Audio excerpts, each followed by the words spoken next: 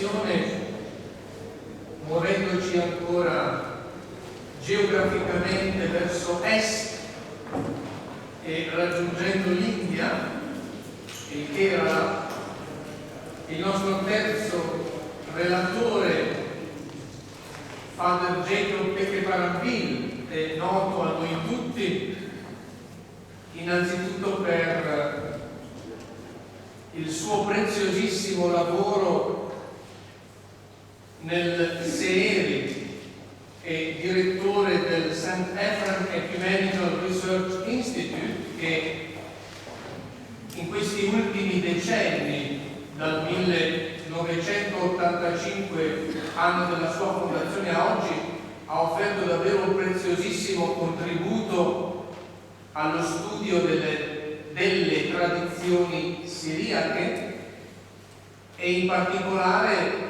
all'interno di un contesto siriaco. Un esempio ammirevole da questo punto di vista per coltivare la materia laddove essa stessa appartiene alla cultura e alla tradizione ecclesiastica. Padre Jacob è anche, oltre che direttore del Seeri, fa parte del comitato di redazione della rivista Harp e di varie collane legate a questa istituzione. In particolare ricordo il Moral Eco, dove molti testi vengono pubblicati e che svolge davvero un grande servizio alla conoscenza della tradizione siriaca. E il suo intervento ha per titolo Reception of Syria in the Languages and Cultures of South India, e quindi anche il campo di interesse, dopo la storia e l'esegesi, si muove verso un ambito più vicino a noi cronologicamente e anche un ambito particolare che è quello non strettamente teologico ma anche in senso più ampio culturale.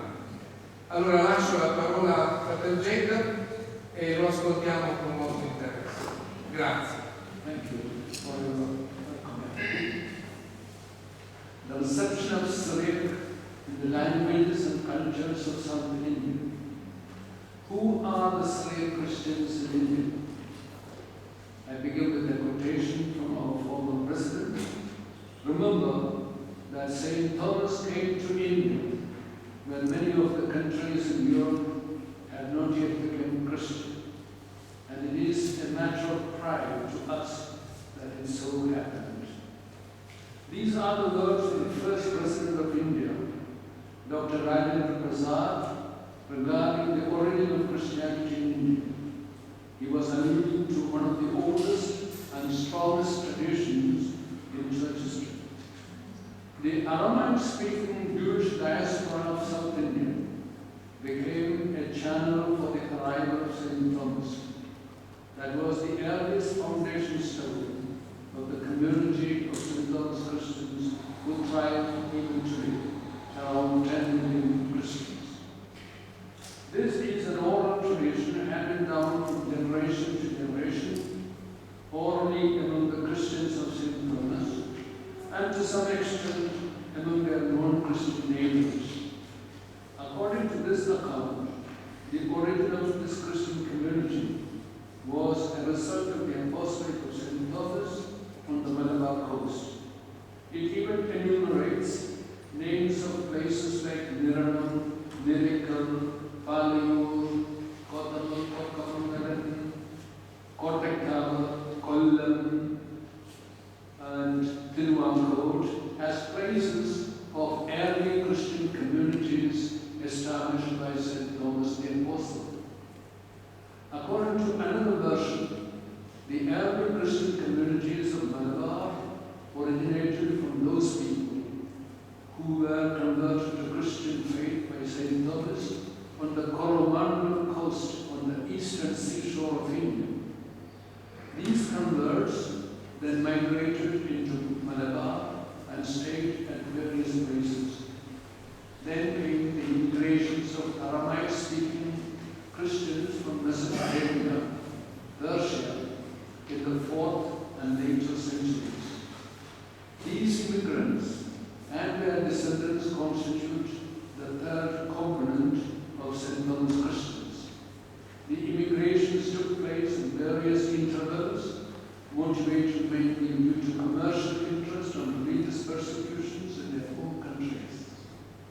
They included clergy and laity. These immigrants came and settled down among the St. Thomas Christians even as late as the last century. The descendants from all the above-mentioned groups from St. Thomas Christians, who consequently are the Syrian Christians of India. Here one should note that the Indian Church of the St. Thomas Christians is one of the four great Thomite churches of the East. The three others are the Edessian or the Chaldean, with Seleucus Ctesiphon as its center, and the Persian proper or Iran. The 7 churches of Syrian tradition in Malabar. Now let us look at some of the slides. So who are the Christians in India? So where is South India in Bosiki below?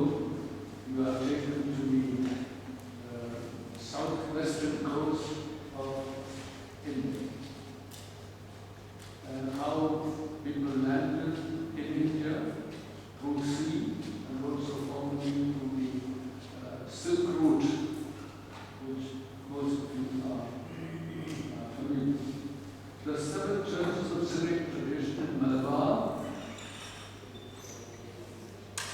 as an aftermath of the so-called Dialogue Synod 1599, there was a crisis and division in the year 1653 in the Church of the St. Thomas Christians, known as Kulen Satya, both taken standing around the Kulen or bent cross at Matancheri in Kochi. The St. Thomas Christians community, until then undivided, split into 2 groups, the old party and the new party in 1665. Those who remained in the old party stood with the Portuguese missionaries, while the new party opposed them in support of their Syrian heritage. The West Syrian bishops began to work regularly among the new party. In the following centuries, these divisions were more and more polarized and subdivisions began to occur. Today, we find the following churches which emerged as a result of these divisions. First, the churches following the East Syriac tradition, the Syro-Malabar Church and the Chaldean Church of the East. So let us familiarize them with images of the hierarchy. So here you can see the Kulen Satya. People are standing around the cross in Kochi. So here we find the 8 ecclesial groups, originally and even now belonging to the Syrian tradition. First, the East Syrian Rite. So we have the Syro-Malabar Church, headed by the Cardinal al-Asaad, that is supposed to be the strongest and the most numerous Catholic Oriental Church in India. And then comes the Catholic Church of the East. Actually, this is the Assyrian Church, but in India it is known as the Catholic Church of the East. It has 3 bishops, Maharajam, and 2 assistant bishops. Emilia was in the beginning of this year in this church and also visited their manuscript collections. And now when we come to the West Syrian Rite, the most prominent group is naturally the Memoria Syrian Orthodox Church under the Patriarch of Antioch. And now the Memoria Orthodox Syrian Church, and it is autonomous and it is independent from the Patriarch with the Academicus as its head. Both these groups number around 1.5 million. And here we have the Malabar Independent Syrian Church, which with only 1 bishop and also around 15,000 people. But it is very old. It is going back to 1798. I think this Church. Then the Martha Syrian Church, which was established by the British and the Anglicans by reforming the Syriac liturgy. But their dress is still Orthodox, and their bishops dress themselves in Syriac heritage, and it follows partly the Anglican theology. And this is the church to which I belong, the Syro-Malankara Catholic Church, because of the divisions in the Syrian Orthodox Church. Mar Iva was one of the Orthodox bishops joined the Catholic Church in 1930, and this is the church to which the Center for Ecumenical Research Institute belongs, the Syro-Malankara Catholic Church. Many St. Thomas Christians merged into the various rites of Latin Catholic Church in Kerala and the various Protestant churches of CSI, Church of South India, Anglican, Pentecostal, and other sections. Today, all these churches of the Syriac tradition have a total strength of around 10 million Christians. These churches take pride in calling themselves Syriac Christians and also include the word Syrian in their official names, except the Chaldean Church of the East, as described in the list above. St. Thomas Christians of Malabar in love with Syriac. The Syriac linguistic, theological, liturgical, canonical heritage wafted towards the St. Thomas Christian communities from the 1st century onwards. Throughout history, we find constant contact between Malabar and the Middle East. St. Thomas Christians enjoyed a privileged status in the caste system of India. This was due to their achievements and importance in the fields of commerce, military service, and agriculture. St. Thomas Christians were the backbone of the economy of South India. These attributes stay relevant even today.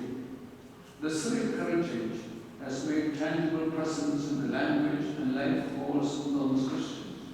They always respected and loved the Syriac language because they believed that St. Thomas the Apostle preached the gospel in the same language in which Jesus himself taught. They used to celebrate the liturgy in the Syriac language before Vatican II, and they continue to do so to some extent even today. St. Thomas Christians loved this language so much so that the Portuguese missionaries found that the most efficient way to Latinize the St. Thomas Christians was through using Syriac as a medium.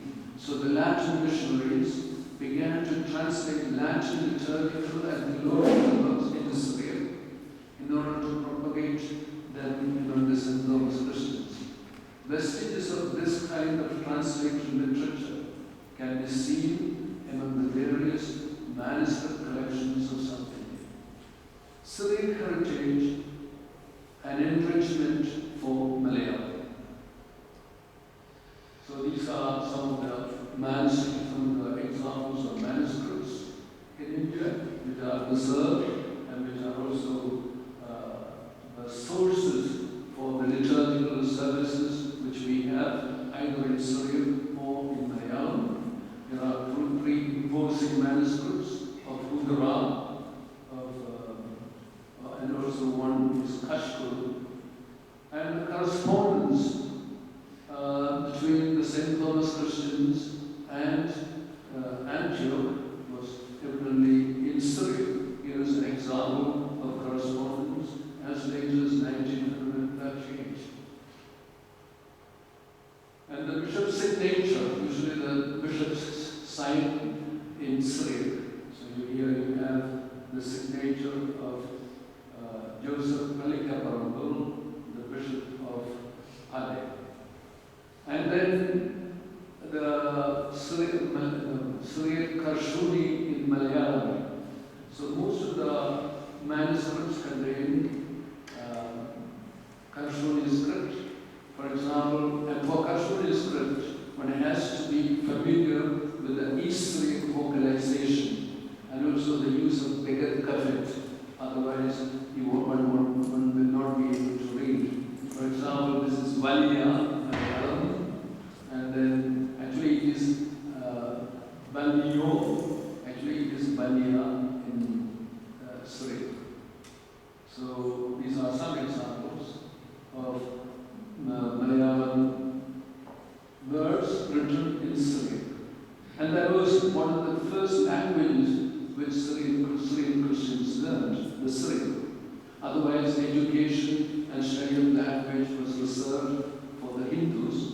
Now the Christians got a language to learn.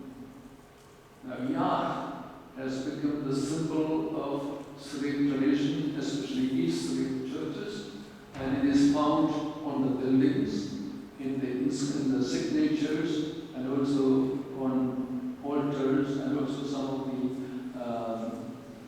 al-Asaad. So the Malayalam language became richer because of the arrival of Syriac. By adopting the Syriac language and heritage, the Syrian Christians of Kerala made a significant contribution towards the enrichment of their own mother tongue, Malayalam. At first, they were celebrating their liturgical services entirely in Syriac. Gradually, priests and even some lay persons learned Syriac and became Syriac Malfoni, teachers of Syriac. They also produced texts of prayers, hymns, and readings in Malayalam. As a result, one can now find a large collection of liturgical books containing beautiful texts in Malayalam. Several of them, rich in lyrical beauty and theological depth, stand out as elegant Malayalam prose and poetry. Thanks to this collection of liturgical books, one can find basic literature in Malayalam on almost all branches of theology, vibrant with Semitic and biblical imageries and expressions. An example would be the Sudiyata, the dialogue poems. Recently, some Malayalam professors were interested and translated and edited some of the dialogue poems which were published by Sebastian Borg in English and later also in Malayalam. For example, the dialogue poem between Mary and Angel, the dialogue between Mary and Joseph, Mary and Magi, Mary and the Gardener, Abraham and Isaac, Jesus, John the Baptist, thief and the angel, the earth and the sky, the body and the spirit. These are all published now in Malayalam, thanks to the original in Syriac. The Syriac words in Malayalam. All the St. Thomas churches and their hierarchs are or use Syriac like moral or mar or more or mar in front of their names as an invariable element in their titles and signatures. The hierarchical dress is borrowed, as we have seen, from the Syriac world. These two specific identification marks of Oriental Christians are recognized by the secular world. Some examples of Malayalam which are originally from Syriac, for example, Abun is understood by most of the Malayalis as our father. Or Akal Karsa, Kalugate, a synonym for Satan. Or Allah, God. Al-Maya, for the lay persons. Anida, as a book for the departed, and so on. So I can multiply the list, but since we don't have the time, I skip over that. The influence of Syriac on Malayalam language is also noticeable in the names given to the liturgical books of the Syriac churches in Kerala. When translated into Malayalam, such books cannot be named with mere Malayalam words because they are not always suggestive of their contents. Hence, their specific names are retained. For example, Anile for the book of the burial services, or Kahanita for the burial services of deacons, priests, and bishops, or Kandila for the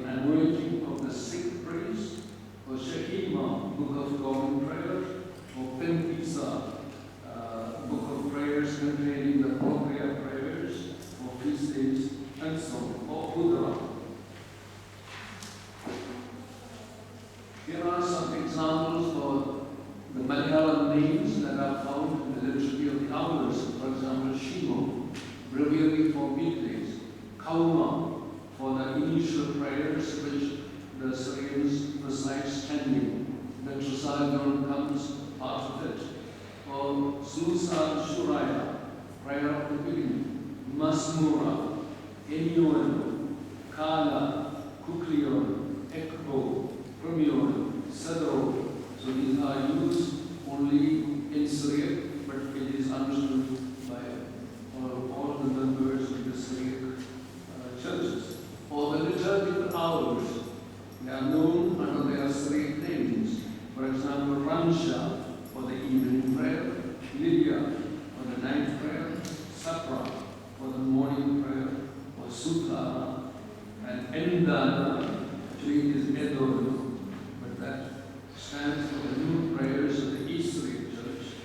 So these are termini technici for the liturgical hours and liturgical books.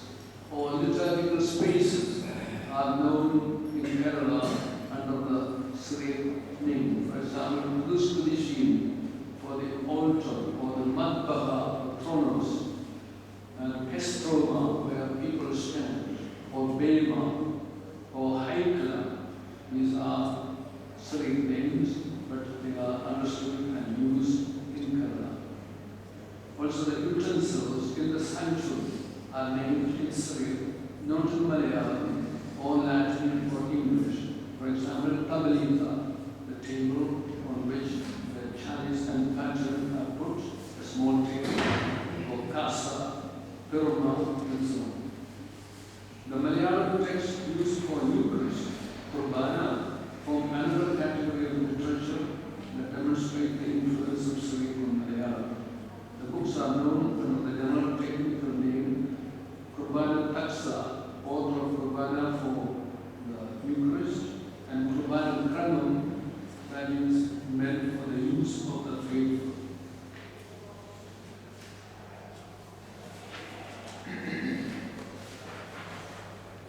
The Syriac words have already found their place in classical dictionaries of Malayalam, and they constitute a very significant group.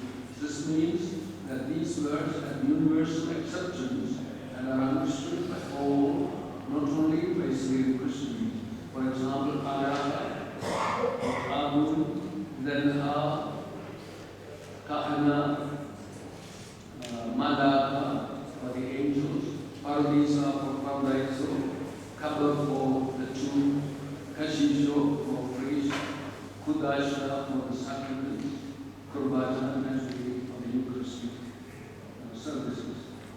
The next category of Syriac words that were adopted in Malayalam consists of the incipits of the first few words. With such a prayer, hymn or proclamation of the deacon begins. Such words gradually became the name of those liturgical pieces, even after their translation into Malayalam.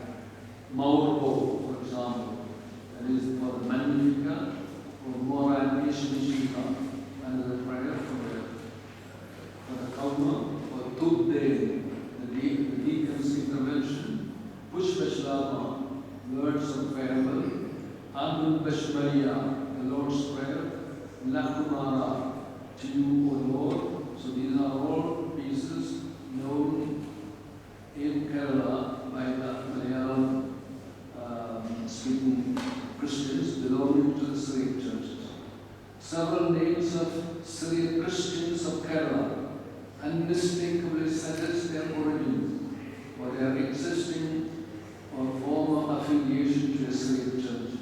They attest to a sort of love and preference of all disenfranchised Christians to be called with Syriac names. For example, Avila for Abraham, Arwachin also for Abraham, Mariama for Mariam, Wari for Waki for Giverese, Burgese, Karina, Charian for Yohanan for Yuhanun, Yaakov for Jacob, Shimon, Shamun, Paulus for Paul, Toma for Thomas, Umman for Thomas again, for Mattai, and so on.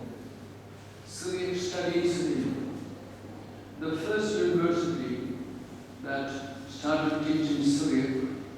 is the Saranpur University, the very first of the universities in India, established near Calcutta in West Bengal in 1880. It is credited with the unique honor of teaching Syria since its foundation. This glorious position suffered some bloom when most Protestant-oriented theologians had the upper hand in deciding the syllabus. It had had an honorable comeback now that the Syriac studies is promoted once again in this prestigious institution. Thus, it highlights the reception of Syria on Indian soil through the St. Thomas Christians of South India. The first teachers and the students of Syria were all mostly from Travancore and the language of Syria in India.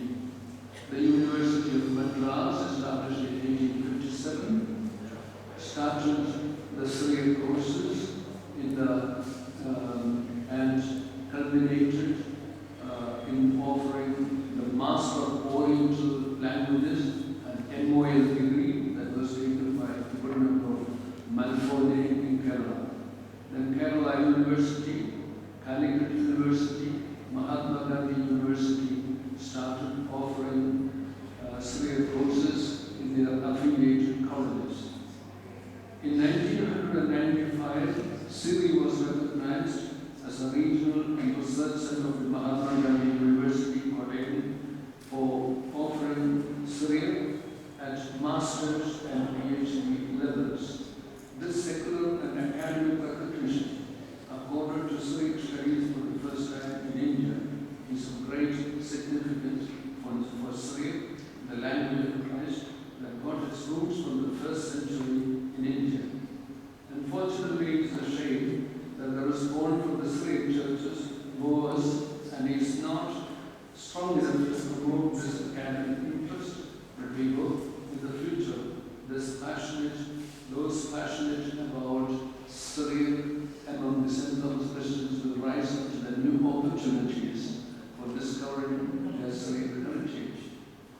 Reception of Syriac heritage in the churches of Kerala also resulted in the promotion of several experts of both the Syriac and Malayalam languages and in Malfone, the teachers of Syriac. They trained the clergy, and we had until recently a Malvan who trained alone about 150 priests in his own house, and there is naturally the Malfred of Conrad family, and also this family has a press and one of the important collections of West Syrian manuscripts. Some of these traditional Malfone also assure the continuity of Syriac learning and teaching to prospective students in Kerala. For this purpose, they produced valuable books of Syriac grammars, both in Malayalam and English. For example, Thomas Aramaic Grammar, Volume 1 and 2, published in 57 and 59. Gabriel of St. Joseph, Khaled Grammar, Emmanuel Dilli, Suryani Bhasha, Patana Sangraham, John Bosco, Suryani Bhasha, Patana Sahai, and so on. So there are many grammars in Malayalam. And there is also an interesting point because some two Malfone, they have continued also the tradition of offering Syriac grammars that are singable, which I think is a tradition starting at least from Bharatbhayo. Arrival of Syriac in Kerala equipped the St. Thomas Christians in the field of epigraphy. They learned from scribes coming from Syria and elsewhere the art of writing Syriac manuscripts. And you have seen some of those manuscripts which are preserved in Kerala. And the famous one is actually the most conspicuous one is Kashkul, a Syriac manuscript containing the evening and morning prayers for ordinary days that was copied by Abraham Mathai in 1585 in the church of Martha Mariam at Kottavamari.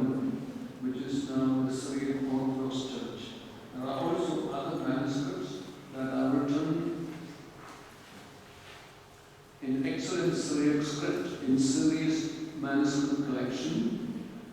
The heirs of Syriac heritage in Malabar have also cherished well-written and well-preserved Syriac inscriptions. We will see some of them very fast, because some of these photos are taken by our friend al-Asaad and François Chardonnay, and also I think one or two were taken by Andrea Schmidt. And we have 6 presses in Kerala: St. Joseph Press, Manam, Martha Masika Press, Palai, Syriac Press, Vadapura, and these also have done a great and valuable service for the liturgical services, not only in India, but also outside India, in almost all the churches of East Syriac tradition. The Hudra that they use are well printed in Kerala. Now we will see some of the more images. You see the Syriac dictionaries in Malayalam. And the first liturgical books, the parallel edition, and this was printed in the press of Tujur. Then you see the cruise to the sheets, the liturgical space. It is the Academicus St. George's Church. Here on the top you have the year of the restoration of this church, and also the quotation of a hymn of St. Ephraim below. Unfortunately, it is not, and you can see that. And here is an example of Tablighu. On this Tablighu is placed the chalice and the pattern for the Quran. And Syriac heritage and enrichment for Malayalam. This is the oldest Kurian Chorepiscopa. He died last year at the age of 103. If somebody wants to live long, it's better to learn Syriac. So here are Syriac grammars by Indian grammarians, and Syriac grammars and prayer books. And these are examples of poetical Syriac grammar and dictionary. And the Gospel of Matthew was written in a singable form by Chorepiscopa Orientalia Ambrosiana, and he wrote also in so Syriac epigraphy manuscript. So these were copies of literature books copied by each priest, because he had to celebrate. The press was not available, so this was one of the vestiges of Syriac learning. Syriac inscriptions in Kerala. Here we have the Persian cross, and also the cross with the Syriac inscriptions, baptismal font, the date of the establishment of the Pala Cathedral. This is Mulanthilpi Marthavan Church, the restoration. Then continued the room of Joachim Markurilos, Kottamangalam, Kastomais, Trichur, Israel.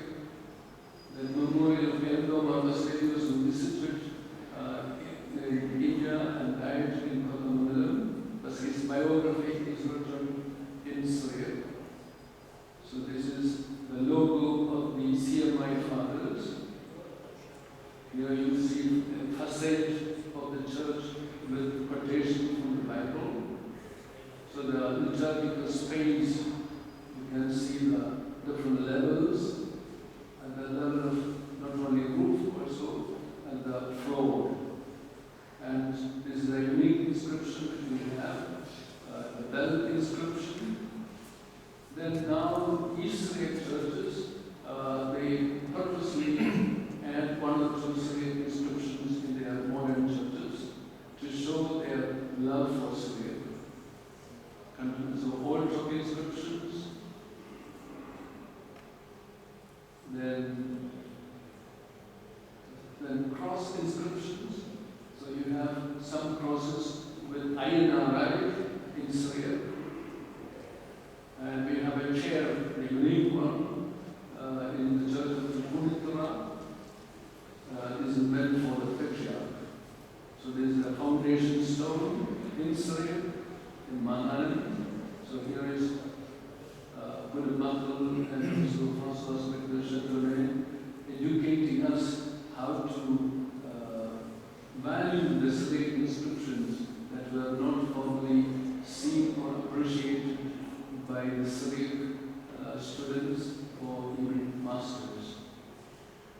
the tombstones. So this is actually the new monastery established by Francis Mangel, Syrian, the Center of Syrian Studies in Kerala, at the Masters Library and the Chapel. And you are most welcome for the next conference in 2018. So most welcome. Thank you.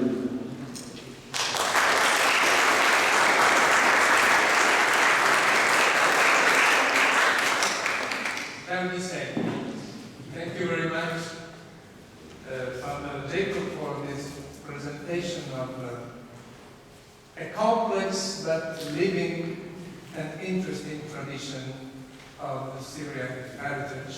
And now we have a time for discussing the three presentations. I think we can have at the same time the three topics. Please.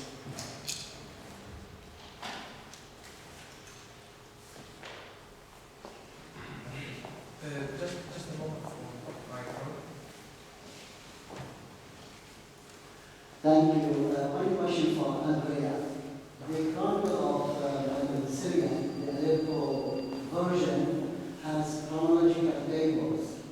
Are these also rendered in the Armenian manuscripts? No. Let's say some, but then in the continuous text, they incorporate the continuous text in a very selective way. What is the margin of some? And then at the end, there comes a virtual case of the patriarchs. Alexander, and these are taken over, but then again supplemented by the tale of the Armenian patriarchs. So the successions of rulers with the dates and so on, No, is not too bad. Yeah, it's good. But yeah. Okay.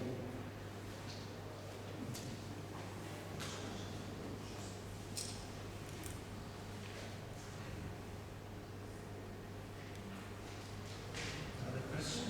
Maybe we can introduce just the name of the Amir Abak we have. Just a small continuation on these two translations. I'm not a specialist here on the name. Sorry. I'm just wondering if does it work? Sorry, just if you can introduce yourself. I'm Julian Kevin. I'm a specialist in medieval Arabic philosophy. But I'm working on translations, Arabic, Latin, Greco-Arabic. It's a little bit puzzling to have two versions. But my question is, first of all, have you already looked at the conjunctions, the propositions, etc.? And between the two versions, is there identity recording this translation of these propositions, etc.? Or is there a difference? Same for the technical terminology. If you are in the two versions, identity in the translation, the continuous identity, when you have particles, especially particles and conjunctions, are they translated in a systematic way, in the same way in both versions, or are there significant differences? It's a major question. There are no significant differences. That's why I'm still not sure if it's auto-one. This is anonymous chronicle. So there are not significant differences, but there are differences. Similar and not similar. That's the problem. Okay. Similar. Further interrogation, just interrogation. Is the second version, which is devised is somewhat short, has it in itself watched is or not in the long version? Why not? And the shorter version, watched is or not covered by the long version? Yes. Yes. That's it. That is it. And I showed you the headcount. There is some more elaboration. But it's really good. Yeah, that makes it very complicated. And I hope you find also, because it's such a good work, you cannot do all that with your own head. That once, when I established it,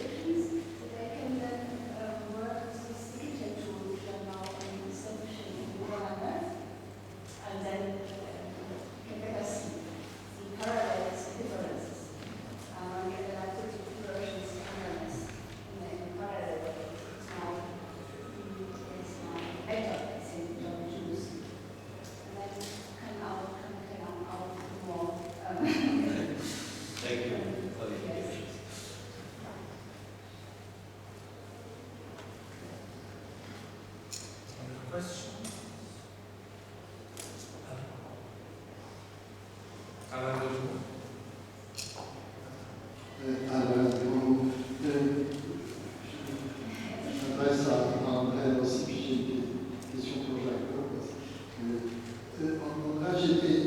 Merci beaucoup pour cette très intéressante présentation. Moi, personnellement, j'étais très frappé de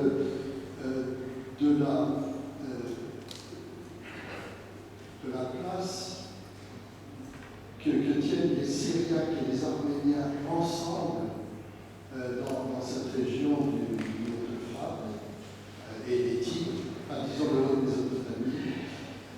C'est quand même formidable de voir que Roncalais, dont tu as parlé, qui a été le lieu commun syriaque et arménien, Élèche, qui est à côté, un peu plus bas, sur l'Euphrate, où on trouve la vieille église qui n'est toujours pas publiée, sans doute, qui est pleine d'inscriptions arméniennes et syriaques qui se mélangent sur les murs. À Sainte-Kef aussi, où il y a des témoignages à la fois syriaques et témoignages arméniens. Alors ça, c'est plutôt médiéval, mais au fond, ça remonte à très loin, puisque le monastère de Zeugma était un monastère double arménien et syriaque.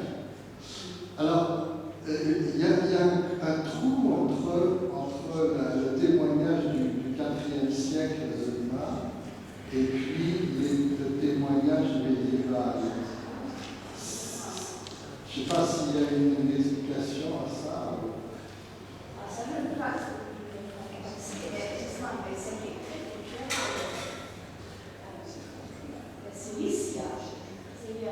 Beginning of the 10th century, it was really prolific for an approach these two literatures in Syria, because they were settling together in this region. And as Tema, it's very key until the genocide, until the 20th century, the population was Armenian in Syria. That's why both suffered the genocide and the Armenians.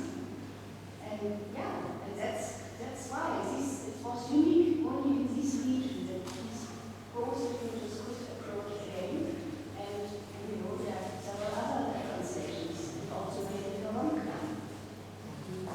Whereas in Armenia, it's not possible to see that kind of literate translation that will reappear. It's not possible. Not Syriac and Armenian. There have been not scholars. But it was the same in the Antiquity, the Amanus Mountains, we see now an encounter of Latin monks and Armenian Syrian monks, mutual interest in literature.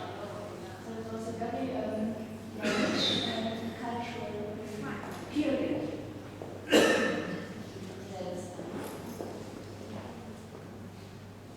Et aussi peut-être il ne faut pas oublier la Palestine, parce que quand Saint-Saba en particulier, où il y a eu quand même un genre de coexistence qui a duré dans le temps, donc de différentes présences linguistiques, et Saint-Théodose toujours en Palestine. Donc il y a ces lieux où aussi pendant des siècles, à partir du 6e siècle jusqu'au 12e, 13e siècle, coexistence. After the 14th century, these kind of translations aroused Greek and regions. Je ne voudrais pas garder la parole. Peut-être une question, une remarque à Jacob. J'ai été frappé les manuscrits que nous avons vus d'ailleurs ensemble et que tu as montré de Trichour. Est-ce que quelqu'un a examiné les reliures notamment? Parce que je me demande si ce ne sont pas des reliures syriaques très particulières, vraiment syriaques. Ce qu'on appelle les reliures syriaques, qui est une découverte récente, qui ne sont pas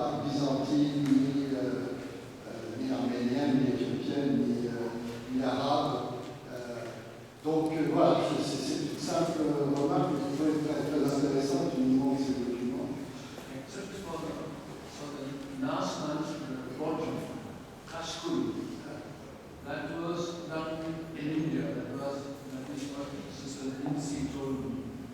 It's a painting. It's a pattern.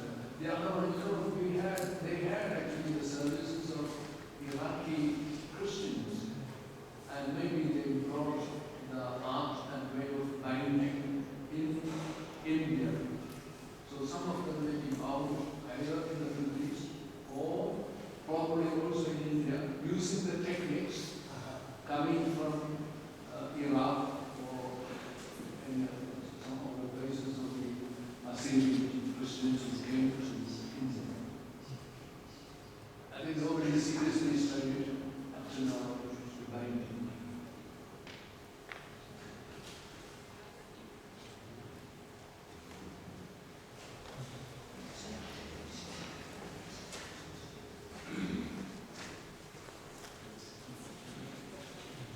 Got a short question for Aaron. Thank you very much for a very nice survey of the different strands of the Syriac law and literature in theology. And I happy that I was moved to hear the name of my teacher from the sea, given by you. I wonder whether you know several channels for this circulation, which are open to conjecture, of course. There could be something about maybe on the line that Roberto Picadori explored about 30 years ago in his paper called Yemen Historiano. There are several different relics of the presence of the Assyrians in southern Yemen and also in Sana'a itself. Sana'a seems to have been the Sana'a mosque, seems to have been an Assyrian cathedral originally. So there may have been a cathedral library, for instance, there. And another possible channel was Socotra. Now we know that the bishopric of Socotra was a rather an official one. Most of the bishops which are mentioned in the synods never set foot on the island, probably. But they were monks, they were monasteries, and they must have a library. So some sort of channel of this kind may have been also influential. Thank you for that. It's one of the big questions about this East Syriac literature is moving into the Ethiopian church and coming in via the Salafi East Syriac. It's something I need to follow up on. The big question for me is that Ibn Taymiyyah features so large in a lot of this literature, and he's so well known in Coptic Egypt.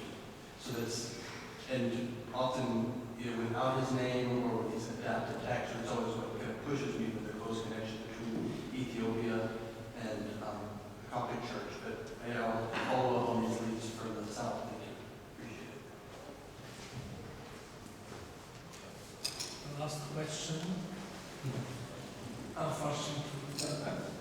Abraham, this is not so much a question, but maybe a follow-up on the discussion. Primarily addressed to Andrea, maybe directly to Aaron also.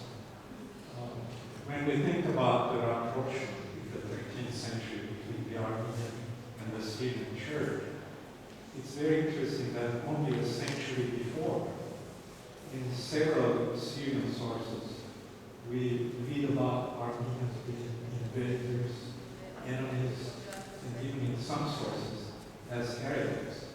Of course, the historical context for that is Armenians were being squeezed from Eastern Armenia, in part because of the conquest of Khaled II, then the invasion of the settlers. So Armenians were moving to Kilikia, Cilicia. And from Armenian sources, the earliest Armenian monastic sources from Cilicia seem to derive from Syrian monasteries. And so they apparently must have taken over existing Syrian monasteries. And so in time were put upon conquerors, invaders, who took over whatever. But anyway, I find the prologue to the history of Patriarch Michael very interesting from an Armenian perspective, more so than from an immediate Syrian perspective.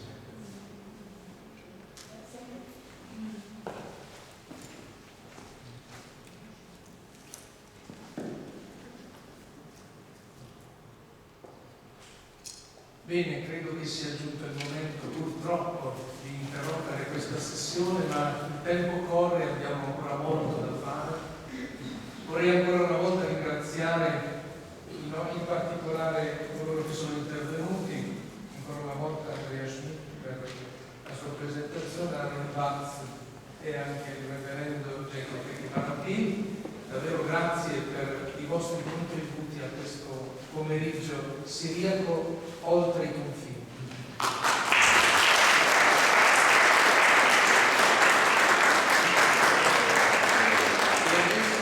E adesso a nome dell'Accademia Ambrosiana vi invito a partecipare a questa inaugurazione della mostra La parola e l'immagine, manoscritti biblici ebraici miniati e decorati.